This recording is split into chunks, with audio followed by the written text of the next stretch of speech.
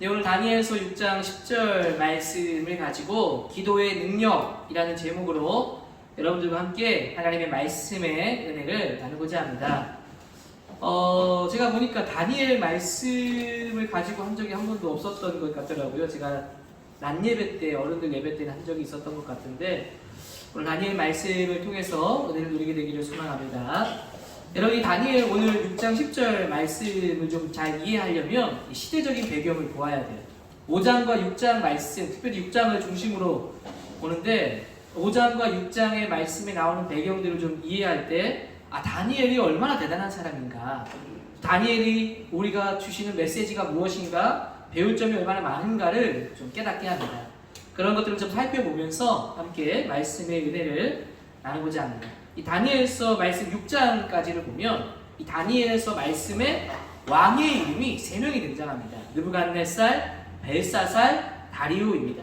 6장 1절 말씀에 가서 설교 노트 참고해서 보시면 다리오가 자기의 뜻대로 고관 120명을 세워 전국을 통치하고 라고 합니다. 여러분, 여기에서 6장 1절에 보면 다리오라는 왕이 등장하죠. 이 다리오 왕의 등장은 말씀을 이해하는, 배경을 이해하는 굉장히 중요한 단서를 제공합니다. 왜 그런가 하면 남유다를 멸망시킨 나라는 바벨론이라는 나라고, 그 당시에 멸망시킬 때의 왕의 이름은 느부갓네살 왕입니다. 이 느부갓네살 왕이 여러분 정복 전쟁을 펼쳤죠. BC 605년에 바벨론이 애굽과 전쟁을 치른 적이 있습니다. 이 전투가 굉장히 유명해서 갈그미스 전투라고 불려지는데, 이때 바벨론과 애굽이 전쟁에서 승리한 나라가 바벨론입니다. 이 바벨론이 승리하고 돌아가면서 남유다를 잠시 침략하고 침공했다가 돌아가게 되는데, 그때 1차로 남유다에 있는 백성들을 일부를 포로로 잡아요. 그게 1차 포환 사건인데, 바벨론 1차 포로 사건인데, 이때 잡혀간 사람 중에 한 사람이 누구인가 하면 다니엘입니다. 다니엘이 이때 잡혀가게 돼요. 그리고 느부갓네살 왕 이후에 벨사살 왕이 다니엘서에 등장합니다. 한 가지 중요한 건, 여러분, 느부갓네살 왕과 벨사살 왕이 5장에 등장하고 있는데, 이 왕들은 어느 나라의 왕인가 하면 바벨론이라는 나라의 왕이라는 거예요. 이 다니엘은 느부갓네살 왕에게 잡혀간 겁니다. 근데 오늘 6장 1절 말씀해 보니까 다리오 왕이 등장한다고 했죠. 왜 중요한가 하면 이 다리오라는 왕은 어느 나라의 왕인가 하면 페르시아라는 나라의 왕이라는 겁니다.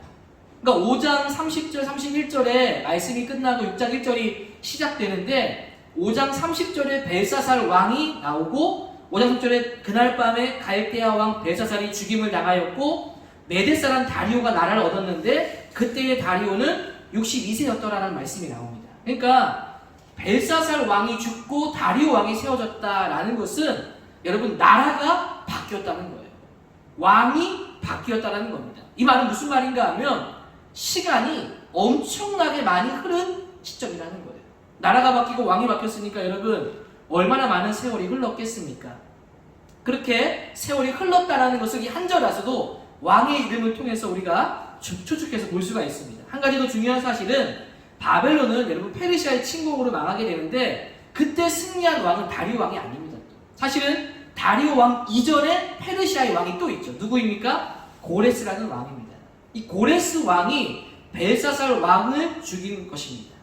이 말은 여러분 한 절의 차이이지만 사실 벨사살, 다리오 이렇게 바뀌어질 때 그 사이에 또 다른 왕들의 이름이 있다라는 것이죠.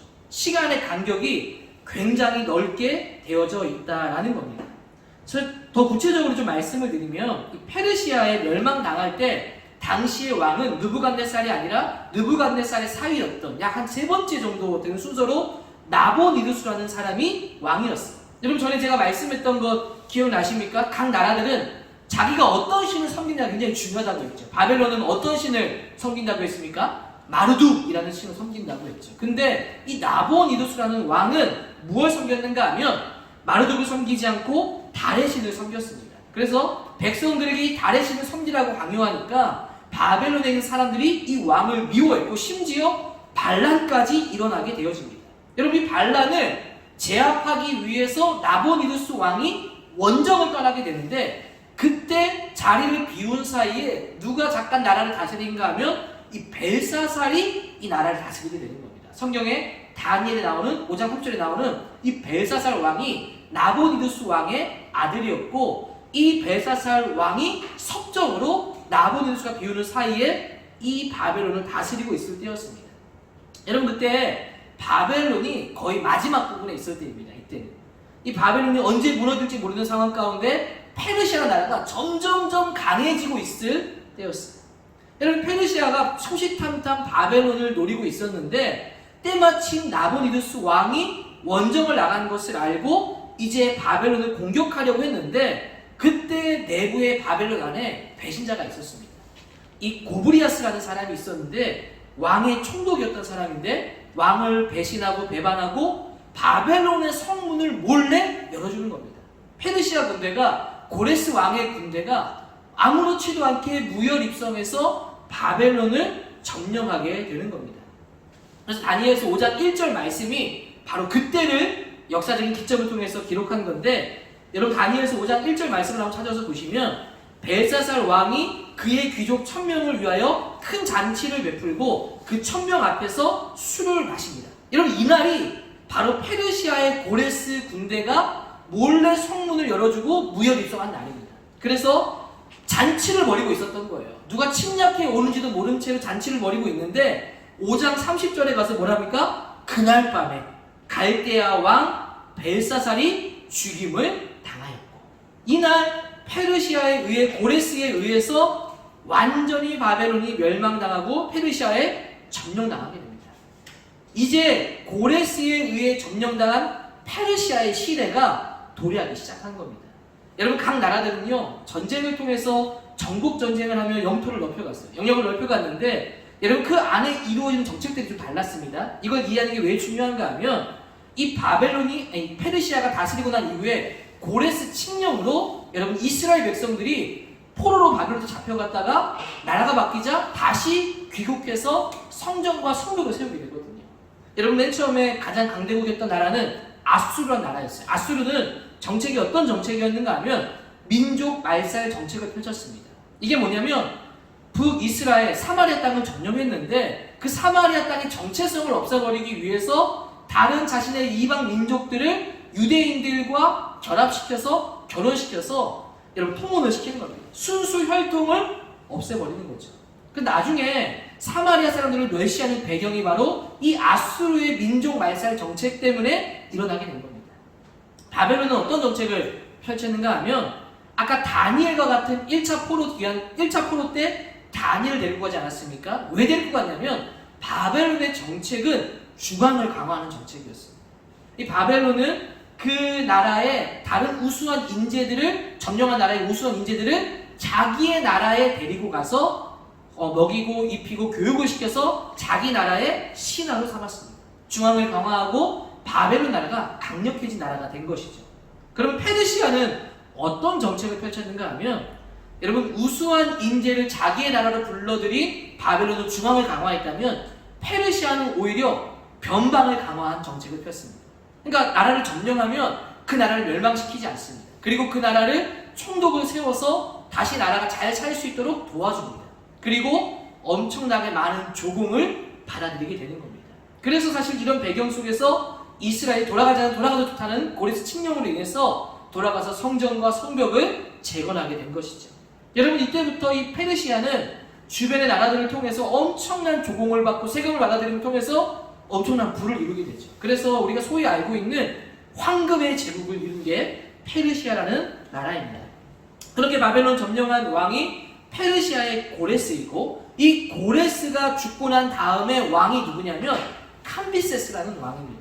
이 캄비세스도 고레스라는 왕과 마찬가지로 정복 전쟁을 펼치고 대부분의 나라를, 여러분 애굽을 점령하는데 애굽과 전투를 치를 때였습니다. 그때 어떤 일이 일어나는가 하면 페르시아 안에 반란이 일어나는데, 누가 반란을 일으키는가 하면 바벨론이라는 나라가 반란을 일으키는 겁니다. 이 바벨론이 반란을 일으키는데 왜 반란을 일으키는가 하면, 너무나 강력했던 이 바벨론이 그 성문을 열어줌을 통해 너무나 쉽게 나라를 빼앗기게 되니까 계속해서 마음에 이런 야망을 가지고 있었습니다. 캄비세스가 자리를 비운 사이에, 고레스의 아들이 캄비세스가 자리를 비운 사이에 여러분 어떻게 합니까? 반란을 일으키자 이 캄비세스가 다시 이 복귀를 하면서 이 반란을 막으려고 하는데 허무하게도 여러분 죽게 되는데 왜 죽는지 아십니까? 말에 떨어져 죽었다라고 기여져 있어요. 그러니까 너무나 허무한 죽음을 당하게 된 겁니다. 근데 이 캄비세스가 죽으면서 어떠한 후사도 남기지 않고 죽게 되자 페르시아가 다시 왕을 선출해야 되는 겁니다. 여러분 그때 이 캄비세스에 대신해서 선출된 왕이 누구인가 하면 바로 오늘 6장 1절 말씀에 등장하는 다리오라는 왕이 세워진 겁니다.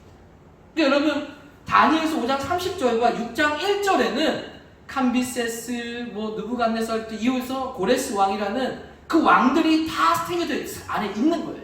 역사 안에. 그리고 나라가 바뀌어진 일들이 있다라는 겁니다. 그래서 여러분 BC 605년에 다리오가 왕이 된 것이 여러분 BC 522년이거든요. 그러니까 느부갓네살부터 이 다리오 왕까지 약 기간이 80년이라는 세월이 넘게 흐른 겁니다. 여러분 이 동안에 왕들이 바뀌고 나라가 바뀌고 정책이 바뀌고 지배 구조가 바뀌었다는 거예요.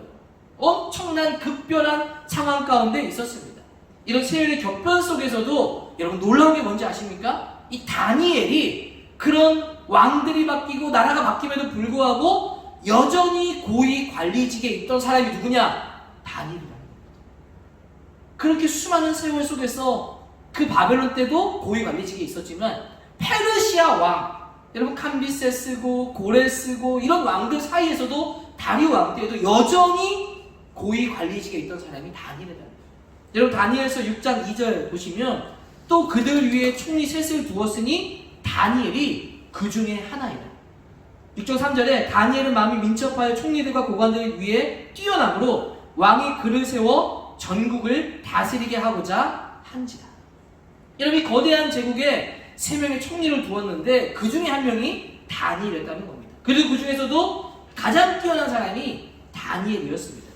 여러분 어떻게 이렇게 시대가 변하고 왕들도 바뀌고 나라도 바뀌었는데 다니엘은 항상 인정받고 최고의 자리에서 머물 수 있게 된 것일까? 어떻게 그는 그렇게 하나님의 영광을 드러낼 수 여러분 있었을까요? 실력이 뛰어나서일까요? 여러분 다니엘은요 실력이 뛰어났습니다. 근데 여러분 정치라는 것이요 실력이 뛰어나다라고 그 자리를 지킬 수 있을 것일까요? 여러분 정치가 단지 성적순이라면 학벌 좋은 사람이 대통령이 되고 장관이 돼야 되겠죠. 총리가 되어야겠죠. 그러나 여러분 실제로는 그렇지 않다는 건 알고 계시지 않습니까? 여러분 실력이 뛰어나다고 해서 그 자리를 유지할 수 있는 것이 아니라는 겁니다. 우리나라에서 여러분 최고의 대학으로 꼽히는 서울대, 여러분 서울대 나오면 다 성공합니까? 다 그런 것일까요? 이전에 제가 본 자료에 의하면 우리나라에서요 해외에서 박사학위 받아온 사람만 한 해 1만 명이 넘는다고 합니다. 그런데 50%는 원하는 직업을 갖지 못한다라는 통계를 본 적이 있습니다. 여러분 실력만 뛰어나다고 해서 모든 데 다 잘 되고 좋은 자리에 가고 높은 직책에 올라가고 쓰임 받는 것은 아니라는 겁니다. 여러분 다니엘이요 이렇게 시대의 격변 속에서도 자리를 유지하고 영향을 미칠 수 있었던 것은 여러분 실력 좋은 사람이기 전에 여러분 어떤 사람이었는가 하면 하나님께 기도하는 사람이었다는 겁니다. 여러분 오늘 6장 10절 말씀을 한번 보십시오. 다니엘이 조서에 왕의 도장이 찍힌 것을 알고도 자기 집에 돌아가서 윗방에 올라가 예루살렘으로 향한 창문을 열고 전에 하던 대로 하루 3번씩 무릎을 꿇고 기도하며 그의 하나님께 감사하였다. 여러분 오늘 이거 말씀해 보니까 다니엘은요 기도의 사람이었다는 겁니다. 정해진 시간에 하루에 3번씩 무릎을 꿇고 기도하는 사람이 다니엘이었습니다. 실력이 좋은 사람과 여러분 기도하는 사람은 다릅니다. 하나님은 많은 이들을 사랑하시지만 하나님은 기도하는 사람들을 통해서 일하신다는 거예요. 지난주에 말씀해 보았던 것처럼 엘리야, 여러분 비가 내리기를 기도했고 비가 그치기를 기도했던 그 기도, 여러분 하나님은요 그 일을 하실 수도 있지만 어떻게 일하셨습니까? 이 엘리야를 통해서 그 일들을 이루셨다는 거예요. 여러분 하나님께서는요 기도하는 이 다니엘을 통해서 하실 일이 있었기 때문에 그 자리를 지켜주신 거라고 저는 믿습니다. 여러분 실력을 쌓는 것도요 중요하지만 더 중요한 건 하나님 앞에 내가 기도하며 하나님의 일을 하는 사람이 되어야 한다는 거예요. 여러분 기도는 우리의 삶의 원동력이 됩니다. 여러분 우리가 살면서 사실 얼마나 많은 문제와 어려움들을 겪게 됩니까? 고등학생이 되면서 여러분 중학생 때와는 다르게 굉장히 심적인 압박과 고민이 있지 않습니까? 앞으로 내가 어떻게 해야 될지, 대학에 대한 고민과 미래에 대한 고민. 이런 고민을 통해서 해결하려고 실력을 쌓지만 정말 믿음의 사람들은 하나님을 붙들고 기도하는 사람입니다. 기도할 때 담대함을 주시고 하나님을 신뢰함을 주시고 이것이 기도의 능력이라는 것이죠. 여러분 한번 생각해 보십시오. 다니엘은요, 여러분이 기도할 때 어떤 상황이었습니까? 왕의 직인이 찍힌 것을 알고도 기도했던 사람입니다. 이게 왜 중요합니까? 그것은 어떤 이 다니엘을 모함하는 자들이 파놓은 함정이었기 때문이에요. 여러분, 그들이 이것을 지켜보고 다니엘은 이것이 그들의 어떤 함정이라는 것을 알고 있었습니다. 근데도 불구하고 다니엘은 숨어서 기도하지 않았죠. 당당하게 늘 하던 대로 예루살렘을 향해서 하루에 3번 하나님 앞에 기도했다라는 겁니다. 여러분, 진정한 믿음은요, 결정적인 순간에 드러납니다. 경건의 모양만 가진 자들은 아마 이렇게 기도하지 못했을 거예요. 근데 진짜 하나님을 기도하고 신뢰했던 자들은 이런 결정적인 순간에도 여전히 두려워하지 않고 하나님께서 원하는 뜻을 이루기 위해 기도하는 사람이 되어집니다. 결국 여러분, 이 일로 인해서 다니엘은 사자굴에 들어가게 됩니다. 여러분, 놀라운 것은 그 두려운 사자굴에 가게 되는 것은 다니엘이잖아요. 아니, 본인이 직접 사자굴에 들어가서 굶주린 사자에게 찢겨 죽을 상황에 처한 것입니다. 근데 다니엘보다도 누가 더 두려워하는지 아십니까? 다리오라는 왕이 더 두려워합니다. 그럼 다리오 왕이요, 다니엘을 아꼈어요. 근데 신하들의 계략에 속아서 이 다니엘을 사자의 굴로 사지로 몰아넣은 겁니다. 그러자 왕은 다니엘을 사자굴에 던져놓고서는요, 이러지도 못하고 저러지도 못하고 전전긍긍합니다.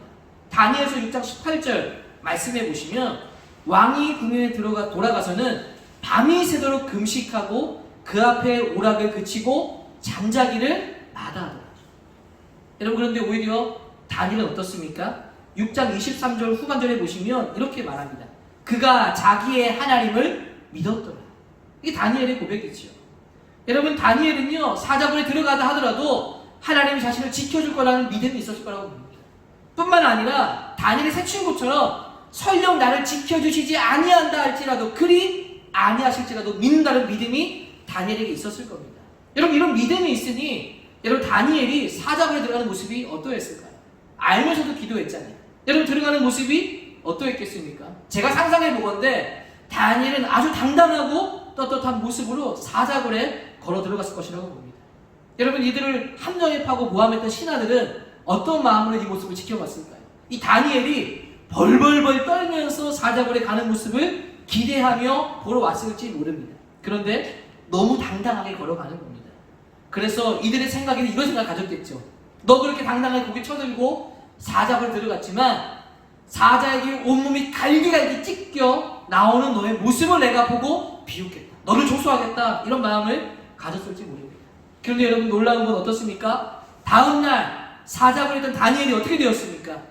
보란듯이 걸어 나오는 겁니다. 여러분, 상상해 가십니까? 죽어있는 모습을 기대하고 있었던 사람들 앞에 당당하게 걸어 나오는 다니엘의 모습입니다. 마치 여러분, 영화로 치면 웅장한 음악과 함께 빠바밤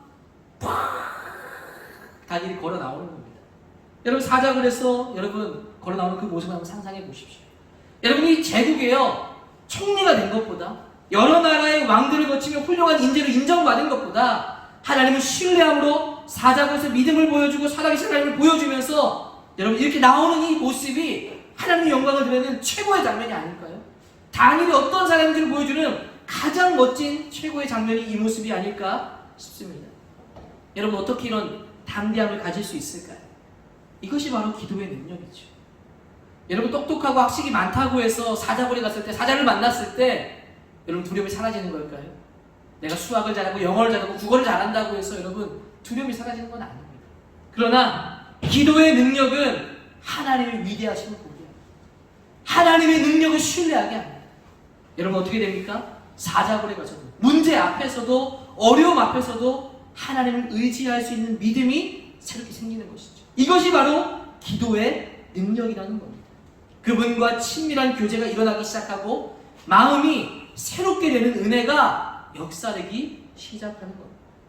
여러분, 그래서 우리가 기억해야 될 것이 있어요. 기도에는 능력이 있다는 거예요. 여러분, 이 능력을 믿으십니까?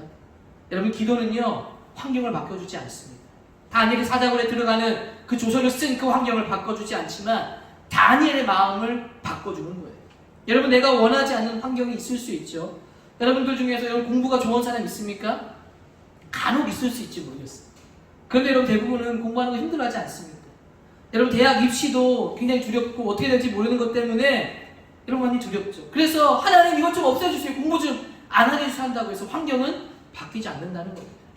근데 여러분 기도하면 뭐가 바뀌는 줄 아십니까? 환경은 바뀌지 않지만 내 마음이 새롭게 된다는 거예요. 여러분 이것이 중요한 겁니다. 그동안의 문제라고 생각했던 것들이 새롭게 보이기 시작한다는 거예요. 그게 어떻게 시작되느냐? 기도의 능력을 통해서 나타나기 시작하는 거예요. 우리는 문제 속에서 하나님을 발견하게 되는 거예요. 여러분 이번에 온라인 40일 기도회를 작년들과 가지고 있습니다. 학생들 중에 참석한 친구들이 제가 있는 걸 봤는데 여러분 담임 목사님께서 여러 가지 이야기한 것 중에 말씀 전하시면서 한 가지 예화가 있었는데 이런 이야기 하셨어요. 한 어린아이가 덩치가 큰 형들에게 둘러싸여 있는 겁니다. 그 형들이 겁을 주고 막 겁박을 하는데 겁날 만한 그 사이 속에서 그 작은 소년이 저 형들 틈 사이 뒤에 보니까 아빠가 걸어오고 있는 것을 본 겁니다. 그러자 여러분 어깨가 펴지고 그 덩치가 큰 형들의 위협 속에서도 큰 소리를 칠 수 있게 되는 겁니다. 왜 칠 수 있는 겁니까? 아빠가 바로 뒤에 있다는 것을 본 것이죠. 내가 이렇게 해도 아빠가 나를 지켜줄 거라는 마음이 있었던 것입니다. 여러분 기도의 능력이 바로 그런 문제의 상황 속에서 그걸 뚫게 할 수 있는 아빠를 보는 거예요. 하나님을 발견하게 되는 겁니다. 환경은 바뀌지 않지만 기도의 능력은 내 마음에 힘을 내고 할 수 있는 은혜가 채워지는 겁니다. 기도는 우리의 마음을 새롭게 하시죠. 또한 기도는 여러분 우리에게 힘을 주십니다. 우리가 세상 속에서 싸울 때 여러분 필요한 게 무엇입니까? 실력과 능력만이 아닙니다. 여러분 세상을 바꾸려고 할 때 여러분 어떤 게 필요한지 아세요? 세상의 편견을 뛰어넘을 수 있는 내적인 용기와 힘이 필요합니다. 하나님을 말하고 하나님이 옳다는 것을 말할 때 손가락질하는 사람들이 있을지 몰라요. 여러분 그런 것들을 견디려면 필요한 건 실력이 아니라 내 마음에 있는 하나님의 확신이라는 거예요. 내적인 힘이라는 겁니다. 여러분 내적인 힘이 어디에서 오느냐? 기도에서 오는 겁니다. 저는 이런 내적인 힘을 생각할 때마다 무협지가 생각이 납니다. 무협지를 보면 어떻습니까? 정말 그 무술이 뛰어난 사람은 어떤 사람이에요? 내공이 충분한 사람이죠. 마치 기도의 사람은 그런 어떤 내 안에 있는 내공을 쌓는 것과 마찬가지죠. 하나님께서 세워주시는 그 은혜가 내 안에 충만하게 임하게 되는 겁니다. 기도한 사람은 큰 문제가 와도 쉽게 흔들리지 않아요. 저는 그런 경험들을 많이 했습니다. 정말 어려운 환경이라고 이 문제가 나에게 오면 나에게 너무나 힘들 것이라고 생각한 것들을 하나님께 기도하고 있었을 때 실제로 그 일이 일어났을 때 생각보다 마음이 흔들리지 않았던 경험들이 많아요. 하나님께서 저를 지켜주신 거라고 저는 믿습니다. 저는 여러분들이 기도하면 하나님이 그런 일들을 주시라고 믿어요. 여러분 예수님을 한번 생각해 보십시오. 예수님께서 십자가에 달린 그 일은 굉장히 무섭고 고통스러운 일이죠. 예수님은 하나님의 아들이시니까 당연히 하시겠지. 이게 아닙니다. 여러분 예수님은 똑같이 인간의 몸을 입고 오셨고 두려움을 느낄 수 있는 몸을 가지고 계셨습니다. 여러분 예수님께서 십자가 달리기 전에 뭐 하셨지요? 겟세마네 동산에서 기도하셨습니다. 저는요 그 기도를 통해서 땀이 피가 됐다는 것은 이미 영적으로 기도하는 가운데 십자가를 지고 있는 겁니다. 죽음의 고통을 그때 겪고 있는 겁니다. 그리고 그 기도를 통해 그 모든 것들을 감내하고 이겨내신 후에 실제 삶에서 십자가를 지고 승리할 수 있었다라고 봅니다. 그럼 마찬가지로 기도한다는 것은 미리 그 짐을 지어지고 영적으로 승리하는 겁니다. 그 기도의 능력을 통해서 승리하게 됐을 때 실제 우리의 삶에 그 일들이 이루어지게 될 때 그 문제 앞에 두려움을 떨지 않고 담대하게 나아갈 수 있는 겁니다. 여러분 이런 모든 능력이 어디서 오나요? 기도의 능력에서 온다라는 겁니다. 여러분 특별히 우리는 40일 이제 매일 기도를 우리는 계속 하고 있습니다. 우리 고등부 친구들에게 광고하고 또 기도에 대한 설교하면서 동기를 부여하려고 노력하고 있지만 여러분 아무리 말해도 여러분들이 하지 않으면 아무 의미 없는 허공에 맴도는 이야기에 지나지 않습니다. 그런데 이 말씀에 순종하고 기도의 자리를 가는 학생들에게는 반드시 하나님 은혜를 주십니다. 여러분 말씀은요 어떻게 회복되는가 하면 순종을 통해서 회복되는 거예요. 불순종으로 죄가 시작되었지만 순종함을 통해서 회복되어 가듯이 우리의 삶도 이 말씀의 순종함을 통해서 하나님이 이루어 가신다는 것을 여러분 기억하십시오. 매일 5분 기도가 어렵다면 매일 1분이라도 여러분 기도하십시오. 하루도 빼놓지 않고 기도할 수 있는 시간을 마련하고 기도의 자리로 가게 되기를 소망합니다.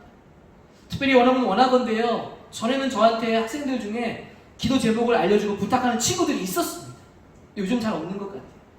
여러분 선생님들에게 여러분 기도를 요청하시고 부탁하셨으면 좋겠어요. 그리고 목사인 저에게도 여러분 기도를 부탁하셨으면 좋겠어요. 저를 위해서 이렇게 기도해 주세요. 저를 위해서 이렇게 기도해 주세요. 그럼 반드시 기도하겠습니다. 선생님도 반드시 여러분들을 놓고 기도하겠습니다. 그럼 기도의 능력을 경험하셨으면 좋겠어요. 그래서 여러분 오늘 말씀을 통해서 기도의 자리로 가게 되기를 소망합니다. 하나님께서 함께 하셔서 이 기도의 능력이 무엇인지를 깨닫게 되는 우리 고등부가 되기를 간절히 소망하고 주의 이름으로 축복합니다. 아멘. 우리 같이 한번 들은 말씀을 기억하면서 함께 좀 기도하는 시간을 가졌으면 좋겠습니다.